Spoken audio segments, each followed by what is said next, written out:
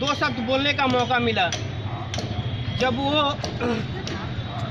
Chicago सम्मेलन में बोलने लगे तो वहाँ के लोग इनका दाद माने और भारतवासियों को जिंदाबाद कहें। और वहाँ पे इन्होंने कहा था,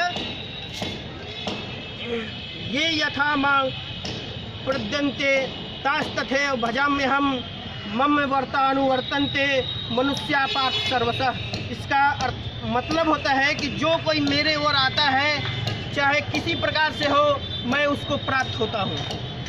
लोग भिन्न मार्ग द्वारा प्रयत्न करते हुए अंत में मेरी ही ओर आते हैं। उनका अर्थ यही था कि वो ईश्वर में विश्वास करते थे।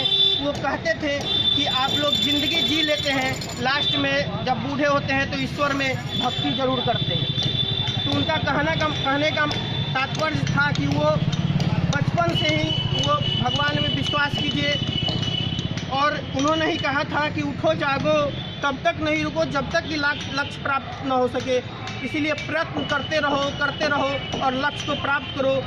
और उन्होंने एक और शब्द कहा था कि अध्यात्म विद्या और भारतीय दर्शन के बिना विश्व अनाथ हो जाएगा।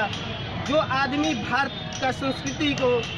की संस्कृति को या अध्यात्म विद्या को दर्शन नहीं करा, वो एकदम समझिए कि अनाथ के समान है, वो पृथ्वी के भार के समान है। और एक उन्होंने ही कहा था, teach yourself, teach everyone his real nature, call on the slipping soul and see how it awake, power will come, goodness will come, glory will come, power purity will come, and everything that is excellent will come when the sleeping soul is roused, self conscious activity। इन्होंने ही कहा था। और एक शायर राहत इंदौरी जी ने कहा कि आंखों में पानी रखो, फोटो पे चिंगारी रखो, जिंदा रहना है तो तरकीब बहुत सारी रखो, राह के पत्थर के बढ़ के कुछ नहीं है मंजिलें, रास्ते आवाज़ देते हैं, सफ़र जारी रखो। धन्यवाद।